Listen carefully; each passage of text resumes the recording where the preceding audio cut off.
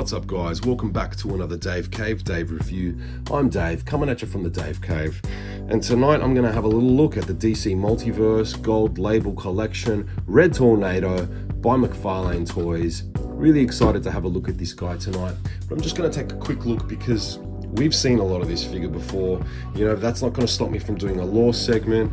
And, you know, it didn't stop me from bringing some of Animal Man's best robot friends out from the collection to kind of support him here in this review. We've got one cyborg, an android, and two little droids there, kind of out here, bringing a little show of support for their robot friends. So really excited to have this guy. Before we kind of crack on, just want to ask you guys to please give this video a like, help me get this video out there, help me get the channel out there, help me get the subs up so I can, you know, eventually monetize the channel, and also, you know, still keen to put that collection room tour video up at 500 subs. So yeah, pretty excited to do that, guys. So let's get to it. Let's have a little look at Mr. Red Tornado. Now, I'm a big fan. Obviously, I'm a big DC guy because I'm buying these DC Multiverse figures up like they're going out of fashion. But like they're going out of fashion? Does that even make sense? What are you talking about, Dave? But anyway, I'm a big fan, and yeah, I really dig the, you know, the long history of androids and their makers in the DC universe.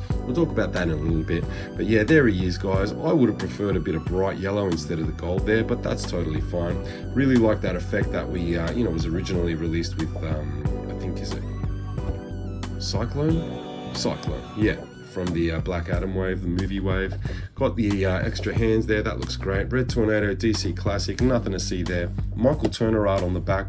Really weird that we get Michael Turner artwork for this release, and we got that crappy key art for the Animal Man release. Like, if they can get Michael Turner art for the trading card, why didn't they give us Brian Bolland for the Animal Man? Really weird. They should have just given us the cover where Animal Man has the Wolverine claw, like the iconic, that image that they based the figure off, essentially. Yeah, but great. We get freaking Michael Turner for this. Awesome. I mean, that's great. I can see the kind of gold accents that Turner has added there. Yeah, that must be where they're kind of getting the gold for the figure from. But yeah, I don't know. I just would have preferred like a brighter yellow. There's the other side anyway. Back to the front. There's the top. There's the bottom. And kadoosh, we're going to crack this guy open, have a little look at the accessories. We might skip the articulation tonight. We'll see. We have seen this figure before, so to speak, but we will talk about that. First, we're going to do some lore. See you then. Alrighty, guys, back to do a little bit of lore, just a quick lore tonight. Gonna have a look at Brad Meltzer and Ed Benez's Justice League of America, The Tornado's Path. I wonder which character is a focal point of this book. But yeah, this is pre-New 52, guys. It might even be pre-Infinite Crisis. That's not Crisis on Infinite Earths, it's pre-Infinite Crisis, so this is definitely well in the modern era there, probably in the early 2000s. But yeah, they kind of started again with issue 1 with this book and set up a new roster. And there it is, guys, 10 Leaguers. We've got Red Arrow, Hawk Girl, Red Tornado, Black Lightning, Vixen, Black Canary, Soup, Spats, Wonder Woman, and Hal Jordan. So yeah, really interesting lineup. I guess when you expand the main lineup, the core lineup to 10, you can kind of fit in some of these other guys like Black Lightning and Red Tornado. That's really interesting. Also, Vixen, you know, kind of really did have a prominent role in the book. So yeah, I think Red Arrow, pretty sure, is that Arsenal? Man, I'm drawing blanks. But definitely Connor, Green Lantern's son, Connor, not his sidekick Speedy, which is who I think that is. Connor was a main leaguer. He was one of the main 7 or main 8 in Grant Morrison's JLA. So it's cool that they brought the one of the arrows back. So yeah, this book kind of kicks off with the Trinity kind of, you know, chucking out cards and seeing photos and seeing who they're kind of considering for their new lineup here, and then instantly leans straight into the relationship between Red Tornado and Kathy Sutton. And I definitely get the vibe that they're going for Wanda and Vision kind of situation. So yeah, Red Tornado, classically built by Dr. Is it T.O. Morrow? Dr. T.O. Morrow. Terrible name, but T.O. Morrow was a contemporary of the guy that built Amazo. Geez, I'm drawing a blank on that guy. Who was it? The guy who built Amazo, geez. Anyway, yeah, contemporaries. So yeah, you know, T.O. Morrow, even though he kind of built Red Tornado, I'm not sure if he built him to be a hero and then Red Tornado defected, but you know, I think they're all kind of related to Dr. Magnus, who was, you know, the guy that created the Metal Men. So yeah, definitely a rich history of like robotics, kind of androids and you know, robotics professors in the DC universe. So yeah, really dig it, guys. So yeah, Red Tornado, obviously a you know, kind of humanoid looking robot, and it was human enough to kind of like be able to kick off a romantic relationship with Kathy Sutton here. So and it also kind of explores the concept of Red Tornado having a soul, because here he is talking to Dead Man. And then later in the book, you kind of see that Dead Man actually, you know, finds kind of like a John Doe body and fuses Red Tornado's soul with this, you know, physical body, and Red Tornado kind of wakes up in a human body. So he's, you know, flesh and blood, and boom, there you go. He kind of falls off the hospital bed or the morgue kind of slab there, and his powers kind of keep him aloft. So yeah, it kind of instantly shows you there that Red Tornado's powers kind of transferred into his human body. So yeah, really cool stuff there, guys. Really classic story. If you can get your hands on this, if you've got DC Universe Unlimited and you want to give yourself a you know, do yourself the favor of reading some Red Tornado, The Tornado's Path, JLA 1 to 7 from yeah, early 2000s there, guys. So all right, we'll be back and we're going to have a look at this guy after cracking him open. Peace. Alrighty guys, so here he is, cracked out of the pack and ready for us to have a look at. First things first, let's have a look at the base. There's the front, guys, there's the back, nothing to see there. Here's the card with the key art, and I really do like that Michael Turner art shrunk down. I really do think they made a nice choice with the art. And there's the back, guys. Give it a pause if you want to give it a read. Alrighty, let's do the hands over here. Now, this was a wise choice, guys. They can either be flight hands, or if you pose them level to the ground, they can be hover hands, which kind of suit the like the kind of the wind effect, the cyclone effect, really perfectly. Speaking of the cyclone effect, this was previously included in the cyclone figure from the Black Adam wave, and if you're going to put out this effect again, then Red Tornado is the perfect character to do it with. Really just makes a lot of sense for them to include this in red with this figure. I mean, yeah, it makes all the sense in the world. And yeah, look, we're going to talk about reuse today, but I think this is yeah, this is like the perfect effect to reuse. So yep, there you go. And now to the figure himself. Here he is, guys, looking pretty good, I gotta say. I really would have preferred that to be bright yellow. I really just do like my comic characters, especially, you know, since this is labeled DC Classic. I really would have preferred him to have like just, yeah, really classic coloring, just like the Firestorm there with those bright and vivid colors.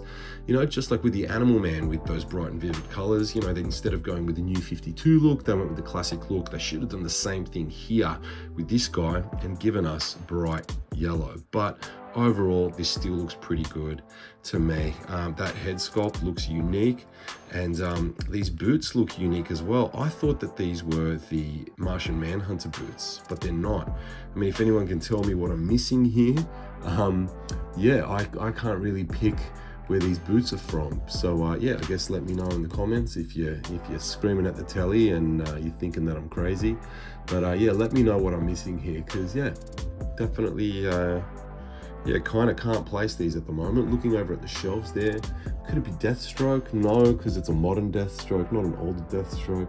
It's not the Martian Manhunter boots. So yeah, kind of scratching my head here, guys. But you know, look, the rest of the figure, that'd be the legs, the belt there, the torso, probably the arms there. Looks like this is all reuse, you know, with the exception of the head. But just glancing at this figure, I can't tell that, guys, because it's I think it's clever reuse, right? So here's the figure in question. This is the figure that it's been reused from, and it's the Alan Scott Green Lantern. So just pulling the camera back a little bit, you can see the cape there is identical. Let's flip him around the back there. Identical cape there, guys. So they've just used that whole torso They've used the torso, they've used the same crotch piece, and probably the same legs. They look like they're the same legs, going down to the knees, I guess. Yeah, so even though this part here, the chest, the upper chest part, is not accurate for Red Tornado, it actually looks more like, what it is on the key art is this here. It's actually a larger, like a collar piece that goes around. It's just more of a circle, and then the cape kind of pops up out of that.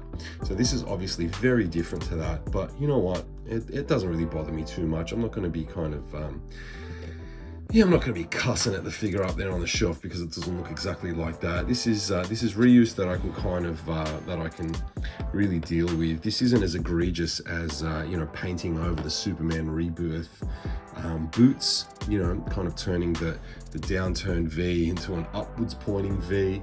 That was really egregious and, you know, really kind of like got under my skin, so much so that I asked my custom buddies, you know, how do I kind of, how do I get rid of the boot kind of bits that are sticking out so that it doesn't look like it's just grossly painted on there. So I actually really wanted to fix that figure myself, but just never got around to it. But this does not bother me at all, guys.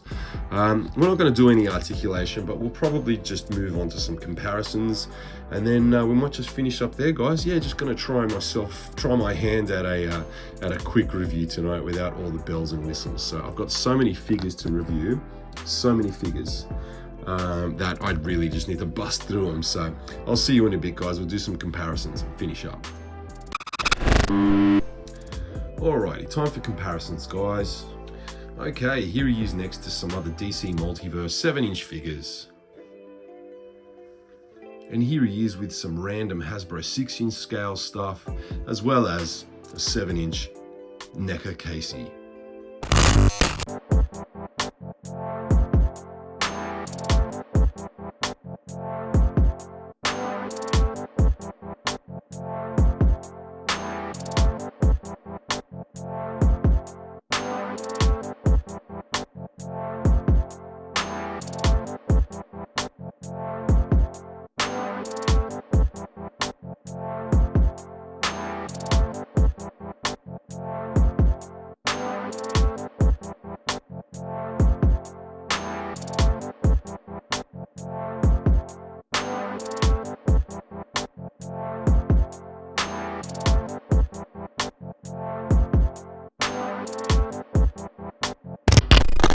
Alrighty guys, time for the final verdict on Mr. Red Tornado here, and I gotta say, I'm pretty stoked that I own this guy. Yeah, he's gonna make a nice addition to the Justice League shelf. He's gonna look great alongside the rest of the Leaguers, especially on his little red Cyclone stand there.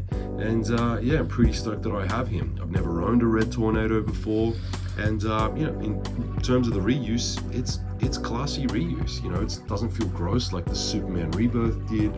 You know, it feels fine. You know, it kind of feels obvious. Now that I look at it, you know, it's not 100% comic accurate. Like they could have given us just that painted yellow collar there rather than the kind of cape joiner bits here. I don't know what that thing is called. I've never had to wear one, but whatever this thing is, it kind of didn't need to have that. There was some way to kind of separate that from the rest of the sculpt of the cape and just give us a painted collar. That would have been nice and it would have been more comic accurate, but hey, that ain't a deal breaker. And I'm still happy overall. So, you know, I guess being a gold label, is this guy hard to get in the US? Let me know down in the comments. Is he a retailer exclusive? I don't know, but over here in Australia, he's fairly ubiquitous, and you should be able to order him without a problem. If you want to, head on over to Vets Hideout Toys and Collectibles, proud sponsor of this channel. Hit Dave Cave at the checkout for a bit of a discount, and see if you can snag him there. He ships internationally, and Vets is a great store. So guys, there you have it. There's my Red Tornado review. If you're vibing with my style, please hit the like button. Please subscribe and hit the notification bell. If you're vibing super hard and you want to see more of me, I'm Dave, coming at you from the Dave Cave. We'll catch you on the next one, peeps. Take care. Until then.